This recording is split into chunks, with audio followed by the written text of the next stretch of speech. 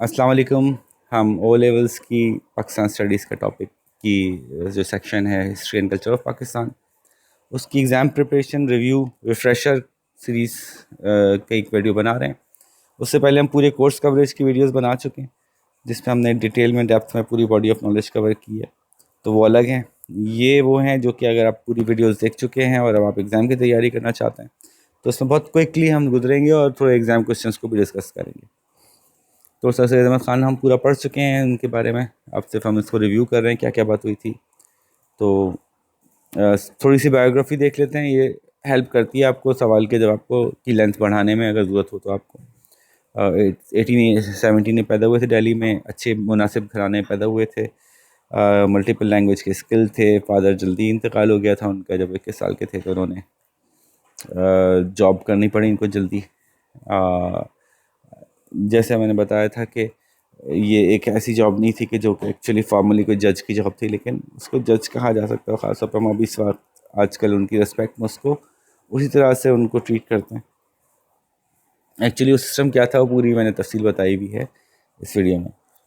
ٹھیک ہے، تو 17 میں پیدا ہوئے تھے تو 27 میں 10 ایئرس سے ہو گئے، 37 میں 20 ایئرس سے ہو گئے، 47 میں 30 ایئرس سے ہو گئے. تو یہ تقریباً آپ کی 26-27 سال کی عمر میں جاب پہ لگے ہوئے ہیں.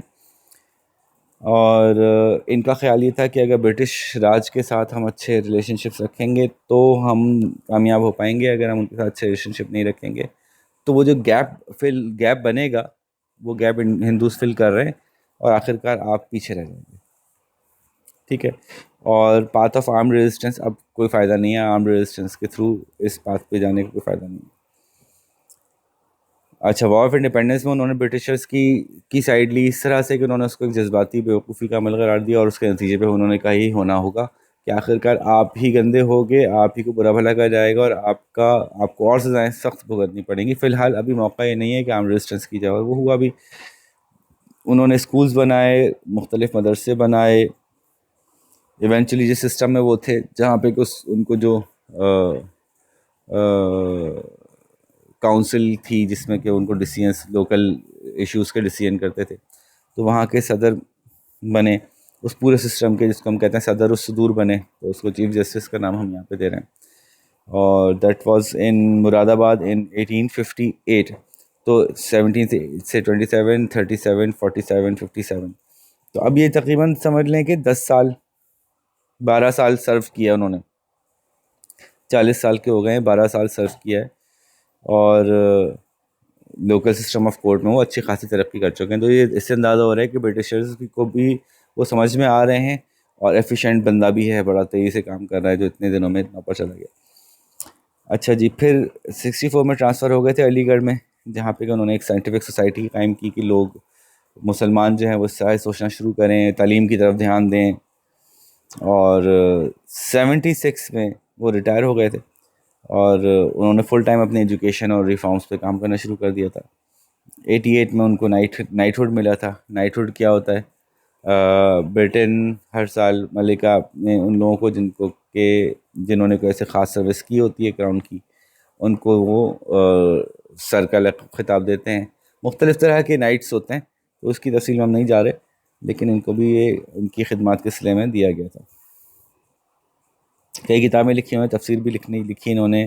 اسباب بغاوت ہند ان کا بڑا امپورٹنٹ ایک کام تھا جو انہوں نے برٹشرس اور مسلمانوں کے لیے ایک یونیفائڈ سوچ پہ لانے کے لیے لکھا تھا.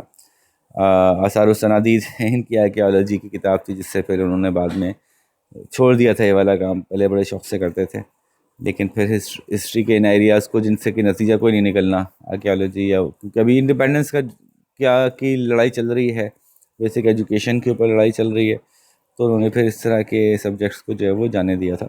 1898 میں انتقال ہو گیا تھا. ٹھیک ہے، تو یہ سر سید کی بایوگرافی. اب بات کرتے ہیں ان کی کنٹریبیوشنس کی. تو کنٹریبیوشن بایوگرافی میں کچھ نہ کچھ سامنے آئی گیا ہمارے پاس. مسلمانوں کو ان کا خیال تھا کہ برٹش رولرز کے ساتھ مل کے گزارا کرنا پڑے گا، ان کی لینگویجز، ان کے آئیڈیاز کو سمجھنا ضروری ہے، تو انگلش سیکھنی پڑے گی آپ کو. علی گڑھ موومنٹ انہوں نے پوری چلائی. علی گڑھ موومنٹ کیا تھی کہ مسلم اور برٹش کے آپس کے جو تعلقات تھے ان کو کس طرح سے ہموار کیا جائے اور دروازے کھولے جائیں مسلمانوں کے لیے برٹش ایجوکیشن کے بھی اور برٹش جابس کے بھی، جو ان کی جو بھی جہاں بھی جو آپشنز بھی وہ دے رہے تھے وہاں پہ پوری طرح سے آپ انگیج ہو کے اس کو اویل کرو، پیچھے مت رہ جاؤ، ٹھیک ہے۔ اور نیشنل ڈیسیژن میکنگ پروسیس میں کسی طرح شامل ہو جاؤ۔ اب نیشنل ڈیسیژن میکنگ پروسیس میں وہ کسی کو شامل کرتے ہی نہیں تھے برٹشرز، انہوں نے بڑی سخت پابندیاں لگائی ہوئی تھیں، پہلے کسی نے یہ کیا ہوا فلاں جگہ سے پڑھا ہوا فلاں نہیں ہو، تو بھئی آپ چکر میں آؤ تو صحیح، آپ پروسیس میں انوالو ہو، ایونچولی آپ اس میں بھی شامل ہو جاؤ گے۔ اگر آپ نہیں ہوگے تو سارے ڈیسیژن میکنگ پروسیس میں ہندو تو شامل ہو رہے ہیں، اور اگر وہ اسی رفتار سے شامل ہوتے رہے تو آپ کسی کھیت کی مولی نہیں رہو گے، آپ کی کوئی مرضی نہیں چلے گی، آپ ایز اے نیشن ختم ہو جاؤ گے۔ اور یہی ٹو نیشن تھیوری کی بیسس تھی۔ 1860 میں انہوں نے ایک بڑا زبردست ستارہ بنایا، لائل محمدنز آف انڈین، تو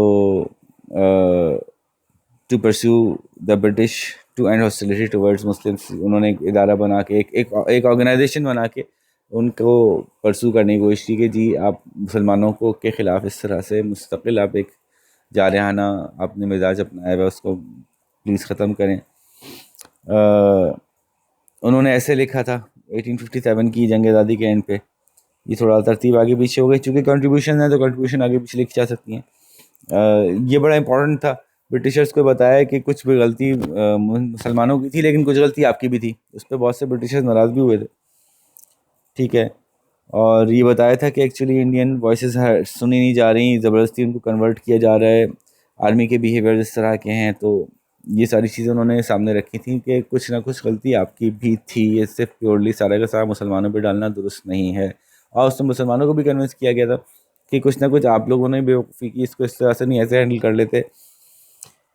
اچھا پھر آگے آ جائیں 1871 تک۔ اب یہ جو چلا رہے ہیں نا کہ کیونکہ یہ تو بیٹھے ہوئے ہیں وہاں برٹش کی سروس میں بیٹھے ہوئے ہیں، تو دیکھ رہے ہیں کہ ان کے آس پاس صرف ہندو ہی ہندو جو ہیں وہ سروسز حاصل کر رہے ہیں اور مسلمانوں کو کوئی سروس میں جگہ نہیں مل رہی، اس سے بڑی ان کو پریشانی ہو رہی تھی۔ تو out of 700 there were 711 Hindus in the government and 92 Muslims, تو یہ ان کو وہ تھا کہ کیوں بھائی مسلمس کم کیوں ہیں اتنے زیادہ۔ جنرل نکالا تہذیب الاخلاق، جس میں انہوں نے انٹلیکچوئل باتیں شروع کی، لوگوں سے اچھی ہائی لیول کی ڈسکشنز کو اس میں انگیج کیا، بڑے بڑے آتھرس کو انوائٹ کیا کہ آپ آئیے لکھیے، اپنا مقالہ بھیجیے کہ کیسے ترقی ہو سکتی ہے ملک کے لیے، آپ کیا کر سکتے ہیں، اس وقت ہمارے حالات کیا ہیں، اس وقت ہمیں کیا کرنا چاہیے، اس طرح کی باتوں پہ۔ اور سائنٹیفک سوسائٹی بڑی زبردست کام کی چیز تھی یہ ٹرانسلیشن کے لیے، کہ ساری جو سائنٹیفک نالج ہے اس وقت اس کو اردو میں کس طرح سے ٹرانسلیٹ کیا جائے۔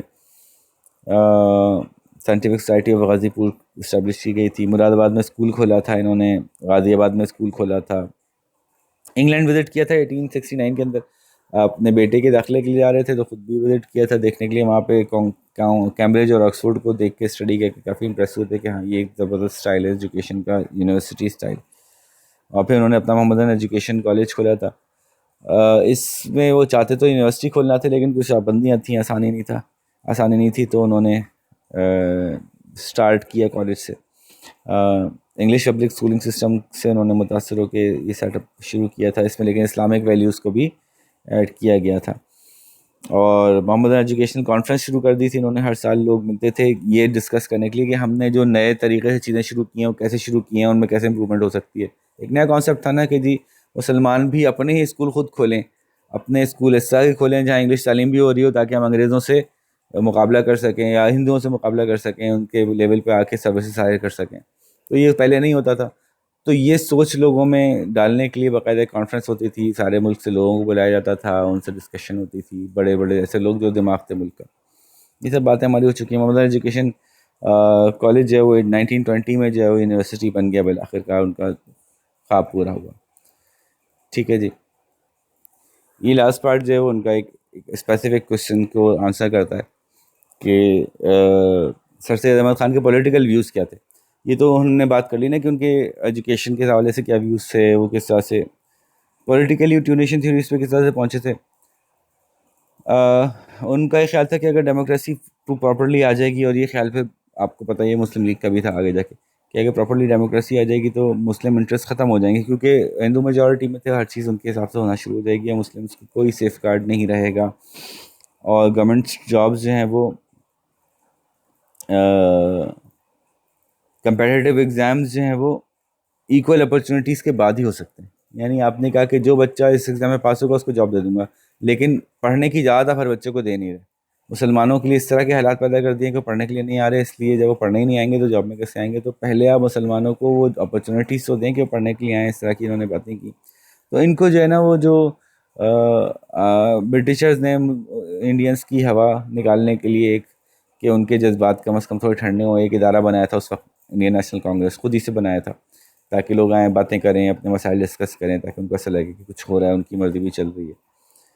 تو یہ اس میں نہیں گئے تھے. ان کا خیال تھا کہ نہیں یہ صحیح جگہ نہیں ہے. اور خاص طور پہ وہ اس میں میجورٹی جو تھی بھی ہندوز کی. اور opposition to the move by Hindus to replace Urdu from being the official language, یہ ان کو بڑا برا لگا تھا. خاص طور پہ کانگریس میں جب یہ موو سامنے آیا تو یہ اور کنفرم ہوگا کہ دیکھا کانگریس جو ہے وہ ہمیں سیف گارڈ کرنے کے لیے، ہمارے رائٹس کو سیف گارڈ کرنے کے لیے کوئی صحیح جگہ نہیں ہے. تو انہوں نے یہاں سے اپنے اثر و رسوخ استعمال کرنے کی کوشش کی. ان کی جو سوسائٹی سائنٹیفک سوسائٹی تھی، تو ایون انہوں نے بھی کہا کہ ہاں ابھی ہم بھی ہندی میں نکالتے ہیں. تو ان کو بڑا سخت صدمہ ہوا تھا کہ یہ کیا بات کی آپ نے، کانگریس تو کہہ رہی تھی، آپ کا بھی یہ خیال ہے. تو یونائٹڈ پیٹریوٹک الائنس انہوں نے قائم کیا تھا، جس میں کہ انہوں نے کانگریس میٹنگ میں جانے سے انکار کر دیا تھا کہ نہیں، ہم الگ سے ایک پیٹریوٹک الائنس بنائیں گے، ایک الگ سے ایسی ہی ایک کانفرنس بنائیں گے جس میں ہم مسلم بیٹھ کے اپنے مسئلے حل کریں گے. ٹھیک ہے، یہ دیکھ رہے ہیں یہ ساری باتیں یہ مسلم لیگ کی فارمیشن سے پہلے کی چل رہی ہے، اور اسی کے نتیجے میں پھر ایونچولی مسلم لیگ کا خیال بھی لوگوں کو آیا تھا. تو وہ یونائٹڈ پیٹریوٹک الائنس جو ہے وہ محمدن ڈیفنس الائنس بنا، اور محمدن ڈیفنس الائنس جو ہے وہ آخر کار ایونچولی مسلم لیگ میں کنورٹ ہو گیا 1906 میں. ٹھیک ہے، تو یہ ان کی ٹو نیشن تھیوری تھی کہ جی ہندوز جو ہیں وہ، ان کا ایکسپیرینس یہ ہے کہ ہندوز کسی بھی جگہ مسلمس کو ریپرزینٹ نہیں کر رہے. جہاں ان کا موقع ملتا ہے وہ مسلمس کے جو فائدے کی چیز ہوتی ہے اس کو ختم کرنے کی کوشش کرتے ہیں، وہ مسلمس کو کاٹتے ہیں اور اپنے بینیفٹس زیادہ آگے رکھتے ہیں ایز اے نیشن. مطلب یہ نہیں کہہ رہے کہ وہ برے لوگ ہیں، بلکہ یہ کہہ رہے ہیں کہ وہ ایک الگ نیشن ہے اور ہم الگ نیشن ہے. ہم ایک ساتھ ایک دوسرے کے فائدوں کو نہیں مد نظر رکھ رہے، ہم اپنا فائدہ دیکھ رہے ہیں، وہ اپنا فائدہ دیکھ رہے ہیں، اور ہمارے فائدے ایک دوسرے سے بالکل مختلف ہیں. تو اس لیے ہم ایک ساتھ اتنی آسانی سے ایک دوسرے پہ ریلائی نہیں کر سکتے، ہمیں اپنا خیال خود رکھنا پڑے گا. اس طرح کی بات ہوئی تھی. سر سید احمد خان سے متعلق سوالات کو تھوڑا سا دیکھ لیتے ہیں. Why did sir Syed Ahmad Khan develop his two nation theory, یہ اسی پہ بات ہو رہی تھی، آپ نے دیکھا. Why did sir Syed try to improve relationship between Muslim and the British. اس سے میں نے کافی بات کی ہم نے کہ ان کو لگتا تھا کہ اس وقت عام موومنٹ کیوں بیکار ہے، کیا کوئی فائدہ نہیں ہوگا، نقصان ہوتا چلے جائے گا. وہ رولرز ہیں، رولرز کے ساتھ بنا کے رکھنے میں کچھ فائدہ ہے کہ آپ ایونچولی اگر ان سے بنا کے رکھو گے تو ڈیسیژن میکنگ پروسیس میں جا سکو گے. اور ہندو وہ کرتے ہوئے نظر آ رہے تھے، اس سے بھی ان کو تجربہ تھا. ٹھیک ہے، ہی تاکہ ایک سوال ہے was the attempt to achieve a better understanding with the British the most important contribution of sir Syed Ahmad Khan. اچھا یہ دیکھیں نا، یہ سوال بڑے ریگولر ہیں، 14 نمبر کے سوال. کیا یہ سب سے اہم بات تھی؟ تو آپ کہیں گے ہاں یہ ایک اہم بات تھی، لیکن اور بھی کنٹریبیوشنس تھی، اور پھر ان کی باقی کنٹریبیوشنس کو ڈسکس کریں گے. یہ بات ہم نے پیچھے کی بھی ہے. سر سید احمد خان کے ان ایریاز کے بارے میں آپ کیا کہتے ہیں؟ ایجوکیشن کے بارے میں، پولیٹکس کے بارے میں، better understanding between British and Muslims کے بارے میں، ان کی خدمات کے بارے میں آپ کیا کہتے ہیں؟ یہ بھی ایک سوال ہے 14 مارکس کا. تو اگین یہ پورا سر سید کور ہو رہا ہے. تو سر سید پورا کور ہونا چاہیے، جیسے وار آف انڈیپینڈنس میں نے کہا نا پوری کور کرنی ہے آپ کو، اس کے سارے پوائنٹس کو ذرا ذہن میں رکھنا ہے. تو سر سید کے بھی سارے پوائنٹس کو ذہن میں رکھنا ہے، کیونکہ اس پہ بہت سارے سوال ایسے آ رہے ہیں جو بڑے کوشچن ہیں. ٹھیک ہے، سر سید احمد خان کے پولیٹیکل بیفس کیا تھے، اور ان کا مسلمانوں کے اوپر کیا امپیکٹ ہوا، اس طرح کے سوال بھی ہیں. Sir Syed Ahmad Khan why did sir Syed Ahmad Khan wish to develop better understanding, وہی سوال واپس آ گیا. Was the development of western education system the most important contribution of sir Syed Ahmad Khan. دیکھیں یہ سوال گھوم گھوم کے واپس بار بار آ رہے ہیں، 14 نمبر کے بہت سارے سوال ہیں سر سید کے اوپر. Why did sir Syed Ahmad Khan found the Aligarh movement, یہ اچھا سوال ہے، ڈفرینٹ ہے، اس کو اپروچ کیا جا سکتا ہے. لیکن اگر آپ کے پاس یہ سارے فیکٹس پہلے سے موجود ہیں جن کو کہ آپ نے یاد کیا ہوا ہے، تو پھر آپ ان کی مدد سے یہ سوالوں کے جواب دے سکتے ہیں. ٹھیک ہے، تو یہاں پہ ہم اینڈ کرتے ہیں. اب نیکسٹ ہم موو کریں گے انشاءاللہ نیکسٹ ٹاپک جس میں ہم پاکستان موومنٹ کو آگے دیکھیں گے. ٹھیک ہے جی, اپنا خیال رکھیے گا. اللہ حافظ.